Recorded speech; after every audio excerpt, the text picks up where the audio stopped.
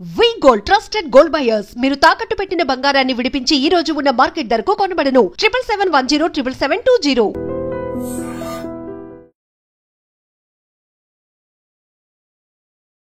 అందరికీ నమస్కారం. నేను మీ ఆయుర్వేద డాక్టర్ చిట్టిపొట్ల మధుసూదన శర్మని. మనం ఈ వీడియోలో మోకాళ్ళ నొప్పులకి మెరుగైన వైద్యం అనేటువంటి ఆసక్తిదాయకమైనటువంటి అంశాన్ని గురించి తెలుసుకోబోతున్నాం. మోకాళ్ళ నొప్పులు ఒకానొకప్పుడు 50 సంవత్సరాలు లేదా 60 సంవత్సరాలు లేదా ఆ పైబడినటువంటి వాళ్లకు మోకాళ్ళ నొప్పులు రావడం సర్వసాధారణంగా జరుగుతూ ఉండేది. కానీ ఇప్పుడు ఆ పరిస్థితి కథ దేవుడు ఎరుగగానే చిన్న వయసులోనే మోకాళ్ళ నొప్పులు రావడము, అదేవిధంగా విచ్చలవిడిగా విచక్షణ రహితంగా మరి డాక్టర్ల సలహా లేకుండా కూడా ఇష్టానుసారము మరి చిన్న వయసు నుంచి కూడా ముఖ్యంగా రకరకాలైనటువంటి ఆధునిక కృత్రిమ రసాయన ఔషధాలు వాడి తాత్కాలికంగా ఆ నొప్పి తగ్గించుకోవడము, క్రమక్రమంగా మరి ఆ యొక్క సమస్య మరీ పెరిగిపోయి అతి చిన్న వయస్సులోనే ఆపరేషన్స్ కూడా కొంతమందిలో చేయవలసినటువంటి పరిస్థితులు రావడమే కాకుండా రకరకాల ఆధునిక కృత్రిమ రసాయన ఔషధాలు వాడుకోవడం చేత అనేక రకాలైనటువంటి సైడ్ ఎఫెక్ట్స్ దుష్పరిణామాలు కూడా వచ్చేటువంటి అవకాశం ఉంటూ ఉంటుంది. ఈ నేపథ్యంలో ప్రతి ఒక్కరూ గుర్తెరిగి క్షేమదాయకమైనటువంటి ఎలాంటి సైడ్ ఎఫెక్ట్స్ కలగనేనటువంటి మనకు అందరూ అందుబాటులో ఉండేటువంటి ఔషధాలపైన అవగాహన కలిగి ఉండి ఆసక్తి పెంచుకొని వాటిని సద్వినియోగం చేసుకున్నట్లయితే మరి చిన్న వయస్సులో మోకాళ్ళు వచ్చినప్పటికీ ఎలాంటి ఇబ్బంది లేకుండా ఆ యొక్క సమస్య నుంచి బయటపడవచ్చు. అంతేకాకుండా మరి పెద్ద వయస్సులో మోకాళ్ళ నొప్పి వచ్చినప్పటికీ ఇప్పుడు మనం చెప్పుకోబోయేటువంటి ఔషధం అంటే ఏ వయస్సులో మోకాళ్ళ నొప్పులు వచ్చినప్పటికీ మనం చెప్పుకోబోయేటువంటి ఔషధం చాలా సమర్థవంతంగా, అద్భుతంగా, శీఘ్రంగా, శక్తివంతంగా పనిచేసేటువంటి పరిస్థితి ఉంటూ ఉంటుందన్నమాట. ఈ ఔషధం తయారీకి కావాల్సిన పదార్థాలు 3. మొట్టమొదటిది కరక్కాయ పెచ్చుల యొక్క చూర్ణం. దీన్ని ఒక 50 గ్రాములు తీసుకోవాలి. కరక్కాయ పెచ్చులు యొక్క చూర్ణము మనకు మార్కెట్లో దొరుకుతూ ఉంటుందన్నమాట. కాబట్టి విచారించేసేసి కరక్కాయ పెచ్చుల యొక్క చూర్ణాన్ని మాత్రమే తీసుకోండి.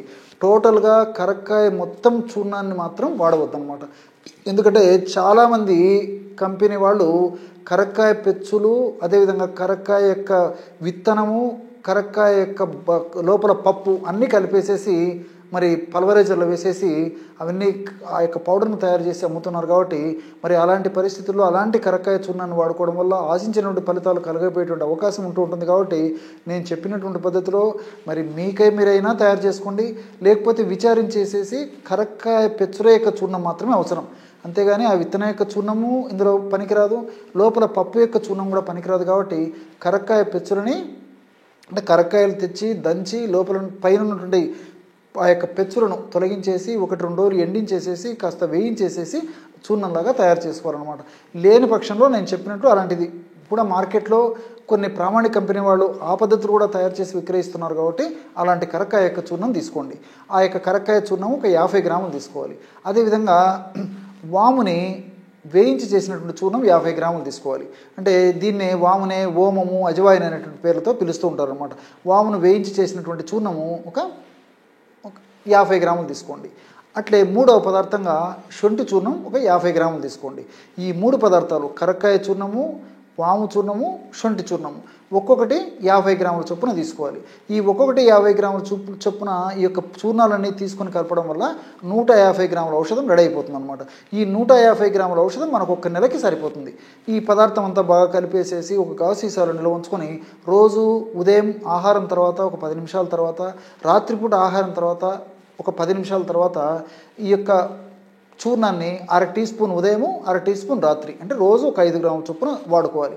ఎలా వాడుకోవాలంటే తేనె వాడదగినటువంటి వాళ్ళందరూ కూడా కాస్త తేనెతో కలిపి తీసుకోవచ్చు. తేనె వాడకూడనటువంటి వాళ్ళు ఎవరైనా ఉంటే ఈ యొక్క చూర్ణాన్ని కాస్త నోట్లో నేను చెప్పినటువంటి ప్రమాణంలో నోట్లో వేసేసుకొని కాస్త నీళ్లు తాగితే సరిపోతుంది. లేకపోతే ఆ యొక్క చూర్ణాన్ని నీళ్ళలో కలిపి తీసుకోవచ్చు, లేదా పాలలో కలిపి తీసుకోవచ్చు, లేదా మజ్జిగలో కలిపి తీసుకోవచ్చు. ఎవరికి ఎలా వీలైతే అలాగా ఈ యొక్క ఔషధాన్ని వాడుకోవడం వల్ల చాలా సమర్థవంతమైన ఫలితాలు కలుగుతాయి. ఆధునికంగా మనం ఆలోచించినప్పటికీ ఈ 3 పదార్థాల్లో కూడా నొప్పిని తగ్గించేటువంటి అద్భుతమైనటువంటి ఔషధ గుణాలు, రసాయన తత్వాలు ప్రకృతి నిక్షిప్తీకరించి మనకు ప్రసాదించడం జరిగిందనమాట.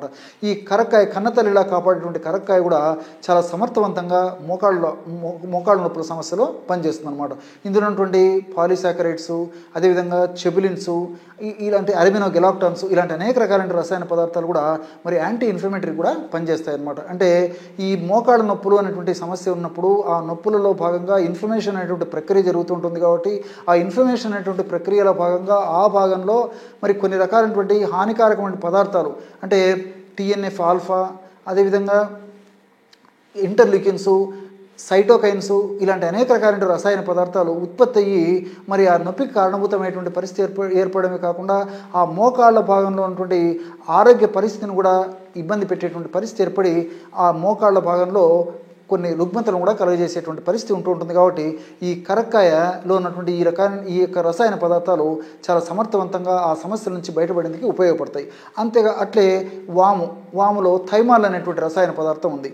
ఈ థైమాలు, అదేవిధంగా థైమోక్విన్, ఇలాంటి అనేక రకాలైన రసాయన పదార్థాలు మోకాళ్ళ భాగంలో ఆ కండరాలకి చక్కటి రక్త సరఫరా కలుగజేసేసి కండరాల సంకోచ వ్యాకోచాలు బాగా కలుగజేయడమే కాకుండా ఆ యొక్క రక్త సరఫరా ప్రభావం చేత ఆ మోకాళ్ళ భాగంలో పోషకాంశాలు, ఆక్సిజన్ బాగా అందడం వల్ల అందులో తయారైనటువంటి దుష్ట పదార్థాలను కూడా త్వరగా బహిర్గతమయ్యేదానికి అవకాశం ఏర్పడుతూ ఉంటుందన్నమాట. అంతేకాకుండా ఇందులో అనేక రకాల రసాయన పదార్థాలు చక్కగా నొప్పిని తగ్గించేందుకు కూడా చాలా సమర్థవంతంగా పనిచేస్తాయి. దీంతోపాటు శొంఠిలో షాగోలు, జింజరాలు, అదేవిధంగా శాలిసైలైడ్స్, కర్కుమిన్, ఇలాంటి అనేక రకాల రసాయన పదార్థాలు ఉన్నాయన్నమాట. ఇవన్నీ కూడా ప్రత్యక్షంగా పరోక్షంగా మోకాళ్ళ భాగంలో గుజ్జు త్వరగా దెబ్బతినకుండా ఉండేందుకు, మోకాళ్ళ భాగంలో గుజ్జు ఉత్పత్తి అయ్యేందుకు, అదేవిధంగా మోకాళ్ళ భాగంలో ఆరోగ్యవంతంగా ఉంచేందుకు ఇలా అనేక రకాలకు కూడా ఉపయోగపడమే కాకుండా మోకాళ్ళ భాగంలో వచ్చేటువంటి కీళ్ళ భాగంలో వచ్చేటువంటి నొప్పి, పోటు, సలుపు, బాధ, అసౌకర్యము, వాపు ఇలాంటివన్నీ తగ్గేందుకు కూడా ఈ శొంఠిలో ఉన్నటువంటి వివిధ రకాలైన రసాయన పదార్థాలు ఉపయోగపడతాయి. అంతేకాకుండా నేను ఇంతకుముందే చెప్పినట్టు శొంఠిలో ప్రధానంగా ఈ శాలిసైలిడ్స్ అనేటువంటి రసాయన పదార్థాలు ఉండడం చేత ఆ శాలిసైలిడ్స్ అనేటువంటి రసాయన పదార్థాలు శొంఠిని మనం కడుపులోకి తీసుకోవడం వల్ల మన దేహంలోకి వెళ్ళిన తర్వాత, రక్తంలో కలిసిన తర్వాత అది శాలిసైలిక్ యాసిడ్గా మారిపోతుంది అనమాట. ఆ యొక్క పదార్థం ఎప్పుడైతే శాలిసైలిక్ యాసిడ్గా మారిపోతుందో అప్పుడు ఆ యొక్క ప్రభావం చేత ఆ మోకాళ్ళ భాగంలో ఉత్పత్తి అయ్యేటువంటి ప్రోస్టాగ్లాండిన్స్ అనేటువంటి నొప్పిని కలుగజేసేటువంటి ఈ యొక్క హానికారకమైన పదార్థాల యొక్క ఉత్పత్తిని తగ్గించడమే కాకుండా వాటి యొక్క పనితీరును కూడా నిర్వీర్యం చేయడం వల్ల మరి ఆ నొప్పి కూడా క్షేమదాయకంగా తగ్గిపోతుంది. అదేవిధంగా ఇలాంటి సైడ్ ఎఫెక్ట్స్ కూడా ఉండవు. ఆధునిక కృత్రిమ రసాయన ఔషధాల్లో మీరు చాలామంది ఆ రసాయనకు సంబంధించి మీరు చాలా వినే ఉంటారనమాట. యాస్పిరిన్ అనేటువంటి ఔషధం కూడా నొప్పిని తగ్గించేందుకు అనాది కాలం నుంచి వాడుకలో ఉందన్నమాట. కాబట్టి అలాంటి యాస్పిరిన్ లాంటి మందులు దుష్పరిణామాలు కలుగజేసేటువంటి అవకాశం ఉంటుంది. కానీ ప్రకృతిలో దొరికేటువంటి ఇలాంటి సహజసిద్ధమైనటువంటి ఔషధాలు చాలా వరకు 90% వరకు కూడా ఎలాంటి ఇబ్బంది కూడా పద్ధతి ప్రకారం వాడుకోవడం వల్ల ఎలాంటి ఇబ్బంది కూడా కలగనేదనమాట. మరి ఈ 3 పదార్థాలు కలిపి మనం ఔషధంగా మలుచుకొని వాడుకుంటున్నాం కాబట్టి ఫలితాలు చాలా సమర్థవంతంగా ఉండేందుకు అవకాశం ఉంటుంది. అదేవిధంగా దీర్ఘకాలం పాటు వాడినప్పటికీ చాలా ఎలాంటి సైడ్ ఎఫెక్ట్స్ ఉండవు. ఈ షుగర్ వ్యాధిగ్రస్తుల్లో నొప్పులు ఉన్నప్పటికీ యొక్క ఔషధం చాలా సమర్థవంతంగా పనిచేస్తుంది. షుగర్ వ్యాధి నియంత్రణకు పరోక్షంగా ఉపయోగపడమే కాకుండా షుగర్ వ్యాధిలో కలిగేటువంటి మోకాళ్ళ నొప్పులకు చాలా సమర్థవంతంగా పనిచేస్తుంది. అంతేకాకుండా వెయిట్ ఉన్నటువంటి వాళ్ళలో కూడా ఈ మోకాళ్ళ నొప్పులు చాలామందిలో వస్తుంటాయి. కాబట్టి మరి పరోక్షంగా వెయిట్ తగ్గించేందుకు ఈ యొక్క ఔషధం సహకరించడంతో పాటు వెయిట్ వల్ల కలిగేటువంటి ఈ యొక్క మోకాళ్ళ నొప్పుల సమస్య తగ్గేందుకు కూడా ఈ యొక్క ఔషధం అంటే ఈ వాము, అదేవిధంగా కరక్కాయ, శొంఠి ఇవన్నీ కూడా చాలా చక్కగా ఉపయోగపడతాయి. కాబట్టి అందరూ వాడుకోదగ్గ దివ్యమైనటువంటి ఔషధం. చిన్న వయసు నుంచి పెద్దవాళ్ళ వరకు కూడా ఇది చక్కగా ఉపయోగపడుతుంది. మరి దీర్ఘకాలం పాటు వాడినప్పటికీ ఎలాంటి ఇబ్బంది ఉండదు, క్షేమదాయకంగా ఈ యొక్క ఔషధం పనిచేస్తుంది. మరి పైపూత మందు కావాలంటే ఈ యొక్క మందును కడుపులోకి ఇలా వాడుకుంటూ పైపూత ఔషధంగా నేను ఒక ఔషధాన్ని చెప్తాను. ఆ యొక్క ఔషధం కూడా మనకు ఆయుర్వేద ఔషధ విక్రయశాలలో మనకి మార్కెట్లో దొరుకుతూ ఉంటుందన్నమాట.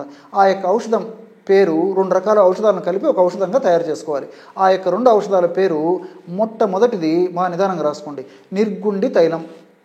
అంటే వావిలి ఆకుతో తయారు చేస్తాను అనమాట. వావిలి ఆకును ప్రధానంగా ఉపయోగించి తయారు చేసేటువంటి ఆయిల్ నిర్గుండి తైలం. నిర్గుండి అంటే వావిలి, సంస్కృతంలో నిర్గుండి అనేటువంటి పేరు ఈ వావిలి అనేటువంటి చెట్టుకు ఉందన్నమాట. ఆ వాత వ్యాధుల్లో నొప్పులను తగ్గించడంలో ఈ వావిలి కూడా చాలా సమర్థవంతంగా పనిచేస్తుంది. పరిశోధనలో కూడా ఈ యొక్క విషయం నిరూపణ అయిందనమాట. అదేవిధంగా రెండవది కర్పూరాది తైలం. మొదటిది రాసుకున్నారు కదా, నిర్గుండి తైలం, రెండవది కర్పూరాది తైలం. ఇది కూడా మనకు మార్కెట్లో దొరుకుతుంది. ఈ 2 ఆయిల్స్ ఒక్కొక్కటి 100 ml, అంటే ఒకటి ఎంత ప్రమాణంలో ఉందో రెండవది కూడా అంతే ప్రమాణంలో తెచ్చుకొని ఒక పాత్రలో 2 కలిపేసేసి 2 కలిసిన తర్వాత మళ్ళీ సీసాలో ఎత్తి పెట్టుకొని నిలువ ఉంచుకొని రోజు ఒక్కసారి ఆ యొక్క సమస్య తీవ్రంగా ఉంటే రోజు 2 సార్లు కానీ తగినంత తైలాన్ని ఆ మోకాళ్ళ భాగంలో అప్లై చేసి సున్నితంగా మర్దన చేస్తూ ఉండాలి. ఈ విధంగా క్రమం తప్పకుండా చేయడం వల్ల చాలా త్వరితగతిన ఈ యొక్క ఔషధం కూడా పనిచేసి వెంటనే ఆ యొక్క నొప్పుల నుంచి ఉపశమనం కలిగించేందుకు చాలా అద్భుతంగా ఈ పైపూత మందుగా వాడేటువంటి ఈ యొక్క తైలాలు కూడా చాలా చక్కగా ఉపయోగపడతాయి. చూశారు కదా, ఎటువంటి చక్కనైనటువంటి సులువైనటువంటి సమర్థవంతమైన ఔషధాన్ని మోకాళ్ళ నొప్పులు తగ్గించేందుకు మీరు ఈ వీడియోలో తెలుసుకున్నారో.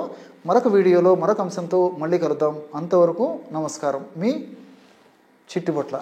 And for more videos, Please subscribe to iDream. Please subscribe to iDream. Please subscribe iDream. And please subscribe to iDream. For more videos, subscribe to iDream. please like, share and subscribe to the channel. Congratulations, iDream. Subscribe to iDream. Subscribe to iDream. So subscribe to iDream Media. iDream ki iDream team andarki huge congratulations. Please subscribe iDream Media. Please subscribe to iDream. Subscribe iDream. Please subscribe to iDream. iDream అంటే నా కళల ఛానల్ను subscribe చేసుకున్నారు, నోరు తిరుగుతలేదు. మీరైతే గంట గుర్తు కొట్టండి. For more such videos, please subscribe to iDream. Subscribe to iDream. Please subscribe to iDream. Please subscribe iDream Media. Please do subscribe to iDream. Please subscribe to iDream Media. For best entertainment and information, please subscribe iDream. And don't forget to subscribe to iDream.